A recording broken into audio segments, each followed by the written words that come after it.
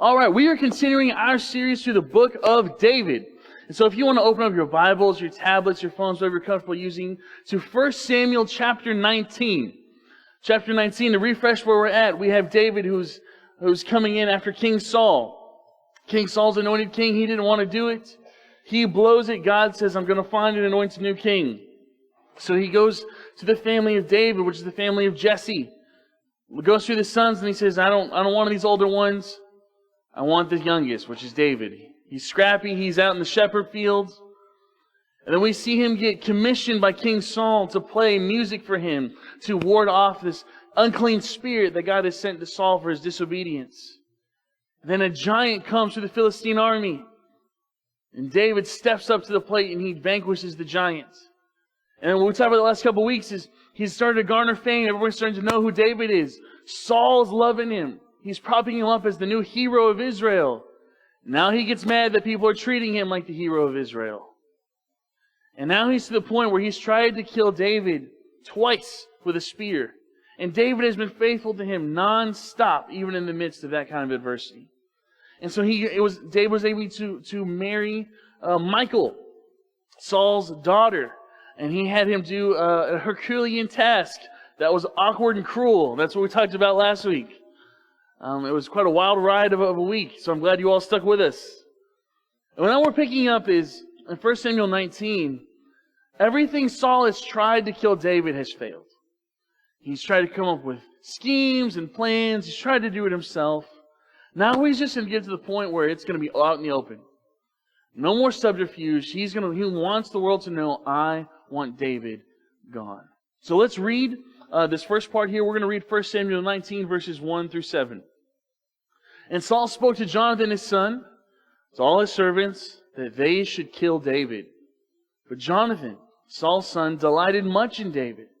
And Jonathan told David, Saul my father seeks to kill you. Therefore be on your guard in the morning. Stay in a secret place and hide yourself. And I will go out, and I'll stand beside my father in the field where you are, and I'll speak to my father about you. And if I learn anything, I'll tell you. So Jonathan spoke well of David to Saul, his father, and said to him, Let not the king sin against his servant David, because he's not sinned against you, and because his deeds have brought good to you. For he took his life into his hand, and he struck down the Philistine. And the Lord worked a great salvation for all of Israel. You saw it, and you rejoiced. So why then will you sin against innocent blood by killing David without cause? So Saul listened to the voice of Jonathan, and Saul swore, As the Lord lives, he shall not be put to death. And Jonathan called David, and Jonathan reported to him all these things. And Jonathan brought David to Saul, for he was in his presence as before. So we're picking up here, the jealousy of Saul is at an all-time high. It is burning hot. And this is something we've inserted before into this story about why Saul is the way he is. But I want to actually spend some time unpacking it there for just a moment. See, I think there's a trait in some of ourselves, especially if you had to deal with it a long time, that we kind of give a pass. We don't view it as negative and detrimental, I think, as we should. Which is this concept of insecurity. Insecurity. Now, we all have to deal with it. I am the poster boy for insecurity. So there's anybody who can embody what's being said here, it's me. This is something the Lord really had to deal with me. Because it comes down to this. Do we trust what God is doing?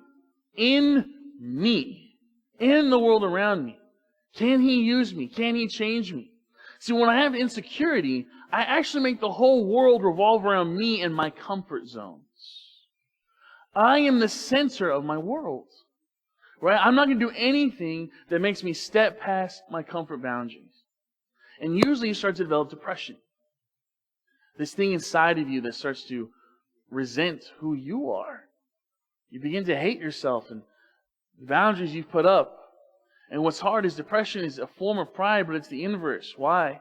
Because the only person I can think about when I'm depressed is me. Can't think about my spouse, my kids, the people I love. I'm too busy wallowing about how terrible and awful I am. Now, please hear me. I struggled with depression for a better part of a decade. There is chemical things that cause this. there's absolutely medical science that we should take into account for this.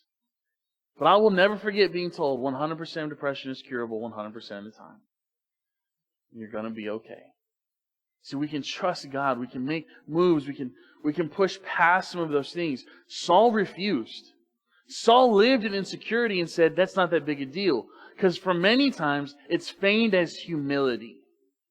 We're trying to be perceived as humble when really we're insecure.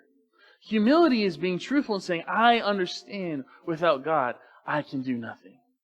And I'm at peace with that. The difference with an insecure person says, I don't think God will ever use me. And I'm distraught about that. Right? It's a difference of, I don't know if God can really do something through me. And this is why we have to be very careful with this. Because it'll turn every blessing the Lord gives us, we'll receive it as a curse. Every good relationship God brings our way, we'll push it away. Every opportunity He creates for us to grow and to serve Him, we'll say, that's too big, too grand for me. Everything God tries to do, we'll look at and say, how do I make it with this? This is why making peace with God is so important. Because until I've made peace with my Creator, I can't make peace with myself. Until I've made peace with my Creator, I can't make peace with me. Right? We've talked about it before. What's the golden rule? Love others as you love yourself. Which young me meant, I don't like me, I ain't gotta like you. Right? You have this caveat. But then you have Jesus who comes in and says, love one another as I have loved you. It's a new commandment. It's a bigger one. And so if we can't deal with our insecurity, this is how you get on the path to end up like Saul. Because every time God shows up, we just automatically say, well, He can't do that with me. Instead of saying, Lord, I have no idea how You can, but You're my Creator. If You say it, I'll go. I can make it. It'll be worth it. And I'm telling you, when you can start saying yes to God more and more often, life becomes exponentially more exciting. Anybody who says Christianity is boring is doing it wrong. Right? Because God is going to use you around people, places, things you never dreamed of. Because you weren't made for you-sized tasks, you were made for God-sized tasks. So let's keep going on with those things in mind. Saul wanted David gone. He wanted to kill him. So he calls Jonathan and says, it's time. Take out David, your best friend. Jonathan was not going to let that happen. Imagine this scenario for just a moment. All the players we have. We have Saul, the ordained, God-called king of Israel. God picked him. And he had to struggle with that. And it's been made known to him that God has departed. And so he sees his son Jonathan as a rising hero. He sees David as a hero, and David's a threat to him and to his own. So instead of being able to work and raise up David, he hates him. He's threatened by him. And for me, I can't help but feel sorry for Saul. This man is living in such bitterness. And we may all have somebody we know kind of like that. Somebody who's gotten older, and instead of gotten wiser, they just got bitter. When I don't make peace with God, I can't make peace with myself, I won't make peace with others. And I will carry grudges to my grave if that's what happens. So you don't want to see, when you have some people, right, they're the kind of folks who want to see all ships rise, right? So the rising tide raises all ships. He could have viewed David that way. David works for me. David's making me well known. David's making Israel well known. We're all benefiting from the work that God is doing through David. Saul was not one of those people. He was an earthquake person. I want everyone to fall as low as me. And I just hope my rubble's the highest. I will destroy everything to be on top, instead of work to rise where God is doing. He was blinded for no good reason. And then you have Jonathan, a hero in his own right. But unlike Saul or David, he wasn't appointed. He was just faithful. He saw the Philistines coming, and he said, I got to stop them. So he went out with his men and fought valiantly and bravely. He went out before the Lord and just trusted that God would fight on his side. And he loved his father. He did not betray Saul to love David. He did not betray Israel. He loved Israel. He wanted to see what was best for his country. And he loved his best friend. He was trying not to betray anybody. He wanted what was best for all three. You know who Jonathan never cared about? Jonathan. He didn't put himself first. He didn't do things that made his life better or easier. He said, God has put me in a unique place. And I want to use it to the best of my ability. I'm going to make those around me better. And the best I can do it. And so he was doing his best to do what is right. And maybe that's been you this morning. Maybe you have loved ones who you're just the one in the middle. You're the peacekeeper. You're the one that tries to make family dinners happen. Right? You're the one who tries to make Christmas personable. Holidays be happy. And you're stuck between family members that are infighting and struggling. Maybe you're that person at work. Right? You're the one that can make the team held together while everybody else is going at each other and taking pot shots and being passive aggressive. It's easy to be that person and say, I'm done. It would have been easy for Jonathan to just say, you know what, Dad? You figure this out yourself. I'm going to go with David. Or vice versa. David, you're my bro. I'm not going to do nothing with you. It's easy to throw our hands up and quit. We have to decide who we're going to choose. Jonathan chose to be the peacemaker. It says this in the book of Matthew. It says, blessed are the peacemakers, for they will be called children of God. It is something valuable and is never in vain if you are the peacemaker for your home, your work, and the people around you. So now you have David. David, in the beginning of this, was minding his own business. This old prophet shows up and says, you're going to be the next king. He says, great. He doesn't even ask when. He says, okay, sure, I'll do it. And then Saul calls him to play for him. He didn't question it. He said, great, how can I help the king? He sees his brothers out at war, and he brings them food. How can I help? He gets thrust into war with the Philistines, and he says, I can do this. He becomes a son-in-law to the king, the best friend of the king's son. Quite frankly, he's been more accepted by Saul's family than he has his own. His father treated him like he was nothing and nobody. Didn't even want to introduce him to Samuel when Samuel came. His brothers see his valor and say, that's not valor, you're wicked. Saul's family accepted him more than his own. So can you imagine what he's feeling seeing Saul hate him? He said, all I've done is be faithful and serve. Maybe that's you this morning. You're in a home, family situation, a work situation, where you're putting in all you got, and it just gets spurned. You just get made fun of, you get more ostracized, you feel more left out, and yet you're trying to do everything right that you can. David looked at Saul and he loved the king. And he says, this man I love hates me. I'm like, I get it. Not all parents are parents of the century. And Saul in this particular story is failing badly. But let's just be honest here. We all have wounds that we're working through, including our parents. It's hard as kids to see things from their perspective sometimes. I'm not giving a pass to some of the things that were horrible and abusive. That's not what I'm saying.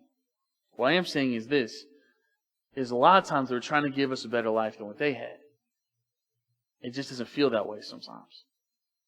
And as a kid, you just say, well, they don't love me, they hate me. No, it could have come out of love. Now, maybe you have the conversation with your parent, why were you the way you were? And they could say, I resented you, I didn't want you. Well, now you know. And having unforgiveness and letting resentment build up doesn't hurt them one bit. It hurts you. It eats you up. When you let that unforgiveness live inside of you, you let that person win in your life instead of allowing Christ to win. So now we see what happens. Jonathan intercedes on behalf of David. He goes before him for his father and he says, Father, why are you going to hurt David? He's innocent. He's helped you. Why would you sin? Jonathan knew the right words. This wasn't politics. This wasn't personal. He says, why are you going to defy God? Dad, why are you going to take what God is doing for us and ruin it? The Lord is doing something great through David. And it says He's done it for the salvation of all of Israel. He says, Father, that means David did it for you. David did it for me. He did it for Michael. He's delivering our whole nation through David. Why can't you see that you're included in this? That the fight for Israel is still a fight for Saul. But Saul would never see himself as a part of God's family anymore. He couldn't accept it. So he says, why are you going to sin and spill innocent blood?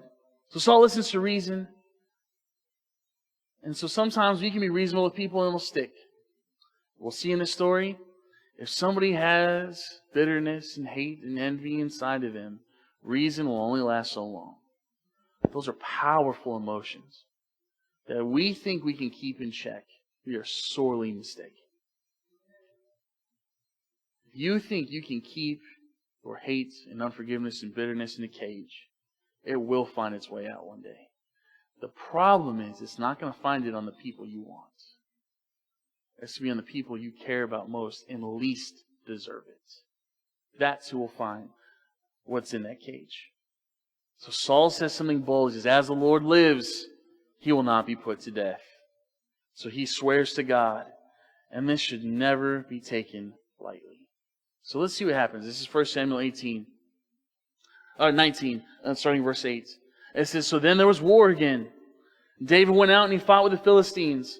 And he struck them with a great blow, so that they fled before him. Then a harmful spirit of the Lord came upon Saul. And he sat in his house with a spear in his hand. And David was playing the lyre. And Saul sought to pin David to the wall with a spear. But he eluded Saul, so that the spear struck into the wall. And David fled and escaped that night. Philistines come back. David goes to do his job. He fights for God, king, and country. He is faithful.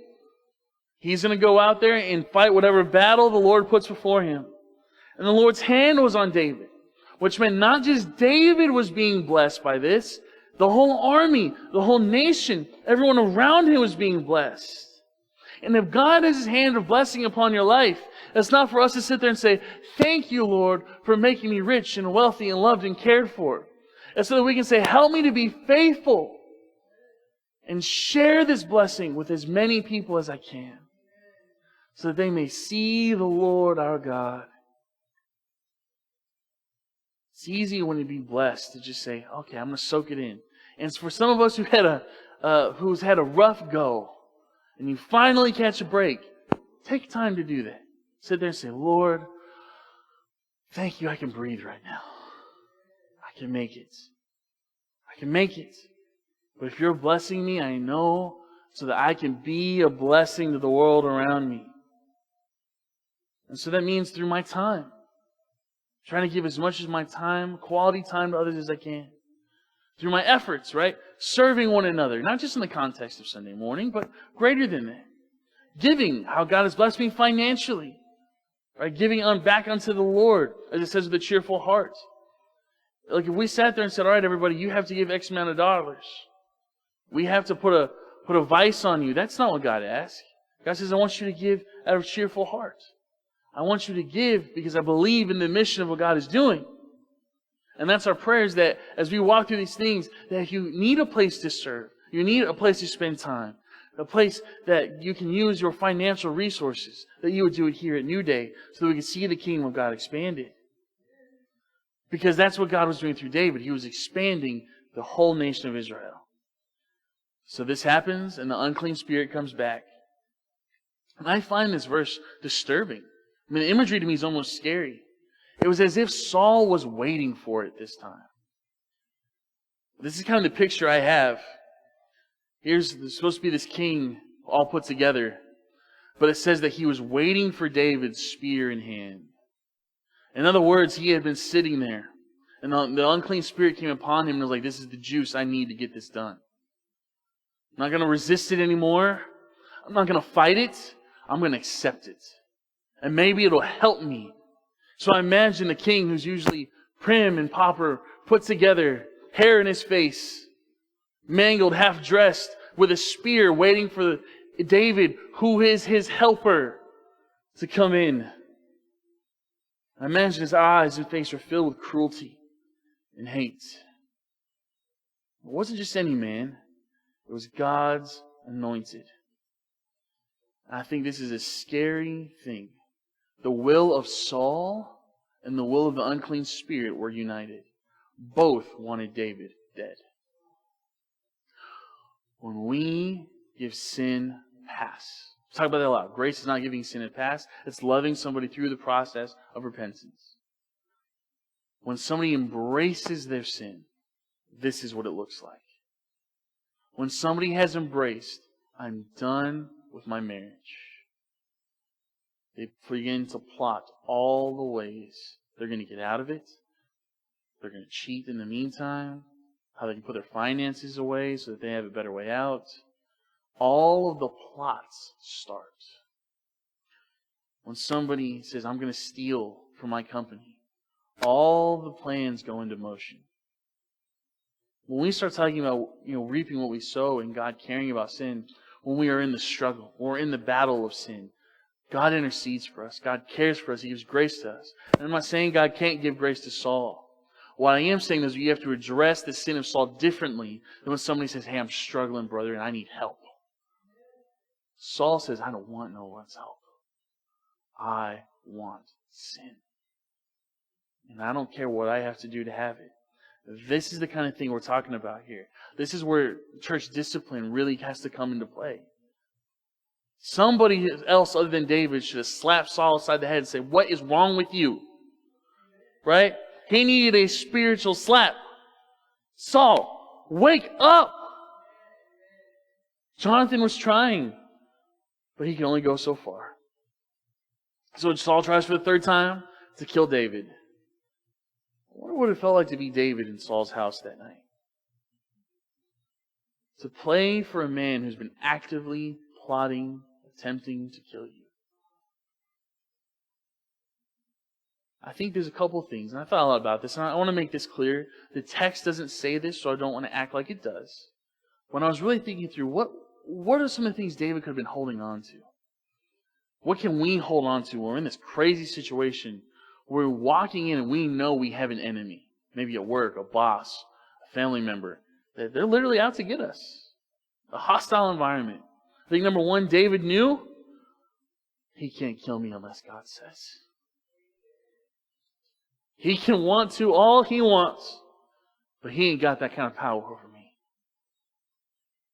I've slayed giants, bears, lions. I'm not afraid of Saul. And why was David so secure? Because the Lord had delivered him. And here's the truth. The enemy cannot kill you unless God says so. And I think we should all find some great peace in this notion. When God is with me, who can be against me? This isn't hypothetical. This is real. This is literally a robber comes up to me and puts a gun in my face. What do? I hope in God. I hope in God right there. Now, he may have my hands move. He may have somebody else's hands move. That man may get struck down by the Lord. I don't know. All I know is my faith is, if God is for me, who can be against me? And and David lived in this. Why? Because he had humbled himself before an almighty God. He was not the determiner of his righteousness, his excellence, his worth, his honor. He knew God bestowed all of that on him already. So what can the world do to me? I'm free. David could walk into an enemy's home, see the cruelty, the demonic, and play holy, holy, holy. He could worship the Lord right there. he could see the evil and say, I'll be faithful when you won't be. This is not about you. It's not about me. I serve the Lord. So David flees and he goes home. And so what happens? So it says Saul begins to send messengers to David's house to watch him, that he might kill him in the morning. But Michal, David's wife, told him, if you do not escape with your life tonight, tomorrow you'll be killed. So Michal let David down through the window, and he fled away and escaped. So Michal took an image and he laid it on the bed in a pillow of goat's hair, and at his head he covered it with clothes. So when Saul sent messengers to David, he said, he is sick. And Saul sent messengers to David saying, bring him to me in the bed, so I will kill him. And the messengers came in, and behold, the image that was in the bed, and the pillow of goat's hair is his head. So Saul says to Michal, why have you deceived me thus? Let my enemy go, so that he has escaped. Michal answered Saul, he said to me, let me go. Why should I kill you? So the tables turn here. Now we've seen Jonathan. Now the wife comes into play. Man, she is ride or die. She's in it. Right? Saul thought he could get to David through Michal. She said, that's my man. I picked him. He went through a whole lot to get me. Right? He went through some crazy stuff to show how much he loves me. I'm going to do it back. Her love for David was real. She wasn't doing her father's bidding. Saul tried to use her, but God knew he could use her better. Saul's trying to use her. Look, there's going to be people, evil people who try to use you. We can find great hope in this. God knows, God sees, and God will use you better than what the enemy is trying to use you for. You won't get caught in those schemes when you're trying to serve the Lord and we're seeking God and seeking His presence. He'll let you know this is wrong. And you can go right past and say, I can trust God. I ain't got to do this. So what does it happen here? She shows up and says, sorry, David's sick. He's feeling real bad. So David takes off. And Saul in his cowardness says, well, bring him in his sick bed to me so I can kill him. What cowardly request. So even though he tried to manipulate Michal, she made a decoy out of goat's hair. She literally did the whole Ferris Bueller thing going on here. Right? It's like, you ain't going to catch him. So the soldiers show up, have to go report to Saul. And Saul says, you betrayed me. Really? She's the one doing the betrayal right now? This was the husband that Saul promised her. And Saul had committed to the Lord not to harm David. Publicly. Before his children. She said, I'm the one that betrayed you? I heard the words of your mouth. And so you say, well, isn't this kind of lying? Now this may be a moral conundrum. I don't see it as such.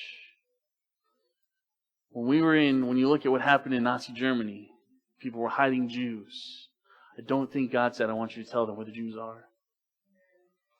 When this happened, I don't think God would have said, Michal, you need to be very honest and tell them what David's doing. When they lowered Saul out, they didn't do that. When the spies were taken by Rahab, she lied. I'm not saying that lying is always permissible. When you look at what the Ten Commandments say, it says, thou shalt not bear false witness. Literally what these people are doing is bearing false witness, though. But yet God somehow prospers through this. Is it because this is morally okay? I'm not God. What I can say is this. God honored the choices to honor the life of His anointed. God honored this idea of, I will protect the innocent. God honored that. God honored that. So here's what happens, right? People with like Saul will try to use other people, try and use their power to exert themselves on other people. They'll always find themselves alone. They won't have allies. They'll just have people afraid of them. So it doesn't matter how much power. You can't make somebody love you. You can't force it to happen. Michal made her choice and she intervened for her husband. She was in it. And look, David didn't fight her. When she said flee, He could have said, I've killed giants. I can handle this. He left, but he left her a message. And the message should have shook Saul to his core. What was his message? Saul, let me go. Why should I kill you? David knew. God has prospered me. And he's warning Saul. God will prosper me against you too. I'm not afraid of you. He's saying, I'm not fleeing out of fear. I'm fleeing out of respect. I honor your office as king. I honor you as my father-in-law. I'm honoring you as the father of my best friend. I'm not afraid of you, though. And if you think about it, up to this point, David would have had plenty of opportunity to eliminate Saul. He's the only one in there. He could have bashed him with his lyre. Right? He could have made it happen. And he's letting Saul know that. I could have. But I still honor you. But he's letting you know there's going to come a point where God may release me. And you need to know that. So let's close here. This is what it says. So David fled and he escaped, and he came to Samuel at Ramah. And he told him all Saul had done. And he and Samuel went to Naioth. And it was told to Saul, behold, David is at Naioth in Ramah.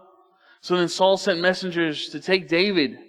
And when they came to the company of the prophets prophesying, Samuel standing his head over them, the Spirit of God came upon the messengers of Saul, and they prophesied. And this was told to Saul. So he sent other messengers, and they prophesied. A third time, they prophesied. So then he himself goes to Ramah, and the well that is the Seku. And he asked him, where is Samuel and David? And they said, behold, they're in Naioth and Ramah. So he went there. And the Spirit of God came upon him also. And as he went, he prophesied until he came to Naioth and Ramah. And he too stripped off his clothes. And he too prophesied before Samuel and lay naked all day and all night. And thus it was said, is Saul among the prophets? Look what David did. David says, Saul, I can take you out right now. I'm going to go to the Lord. I know where God is. See, Ramah was the new place where it was resting for the Ark of the Covenant. It was a place where Samuel and the prophets and the priests dwelled. When David fled, he said, I'm going to where God is. Why is this the first time we've heard about this? Saul never went there. Saul didn't seek God. The first thing David said, if I have to run, I'm going to run to the Lord. And I'm going to go to his prophet. I'm going to go to Samuel. And I'm going to tell Samuel, everything Saul's done, I'm going to let Samuel handle this. He didn't take it into his own hands. You see, the Philistines had destroyed Shiloh, which was the previous place. And so now the Lord was resting there. So he found shelter in the Lord and in the Lord's people. That's the picture of a church. A place where we can go to find shelter with the Lord and with His people. My prayer is that that maintains the heart of New Day Church from now on to hundreds and hundreds of years from now. That this will be a church where people can come and say, I know the Lord is there, but I know I can be there. And I know that the wind is shaking this thing, and it's distracting me.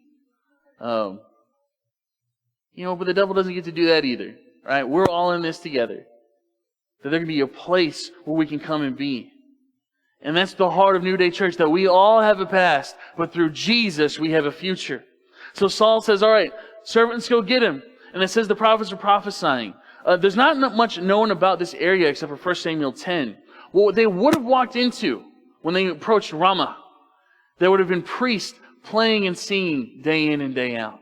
There would have been prophets praying over the people of Israel, praying over those men the moment they walked in. So they saw that, they heard the music, they heard the prayers, they heard preaching, much like we would have had that kind of prophetic word. But they did this every day, almost all day. There were certain hours of certain times and prayers. So this group walks up, they hear it all, and they did more than listen and engage. They became participants. They forgot why Saul sent them. Because they encountered a living God. Who they encountered was much greater than who sent them. That happened to the first group, the second group, the third group. God's moving. So Saul says, I got to go see this myself then. Right? If you want something done, do it yourself. So he shows up, and even he says, oh man, the Lord is still alive. This bitter, hate-filled, accepting of a demon man still bowed the knee to the God of Israel.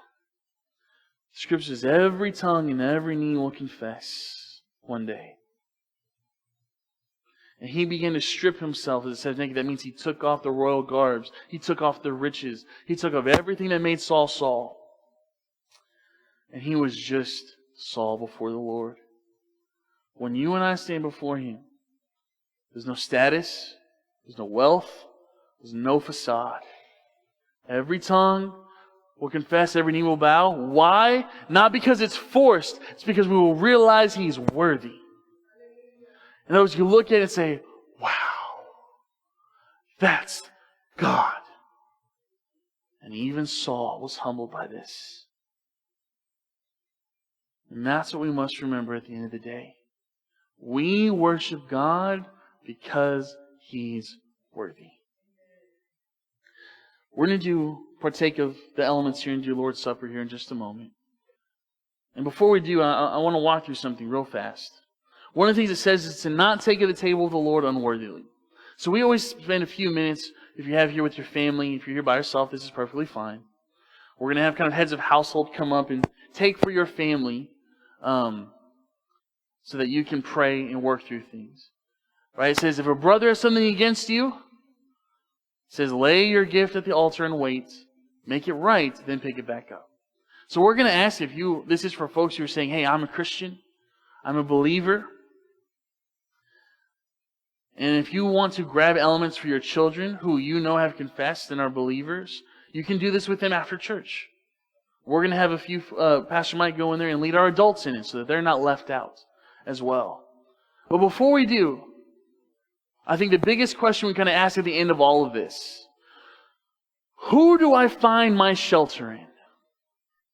David found it in the Lord. And this wasn't hypothetical. This wasn't kind of sorta. He said, I don't care what enemy comes my way. God is on my side. Which means I can do what is right. May not be easy, but it's right. He respected Saul. And he could have said, Saul, I could kill you right now. But I know I'm not going to honor God if I do that. I think a lot of us think, oh, if God is for me, that gives me the opportunity to stand up and to voice. Sometimes that's what it looks like. More times than not, it's starting the conversation of forgiveness. It's easier to stand up and say, this is what you've done to me. This is how you've hurt me. Then it's easier to do that than it is to say, all those things are true. I forgive you. Can we start new? These aren't small things we're talking about here. These can be grievous wounds inflicted upon by your parents, by somebody in your past, by yourself. Something you've not forgiven yourself for. It's easy to get angry and get upset. It's a whole other thing to say, how do I restore? Because that's the business God's in. Redemption.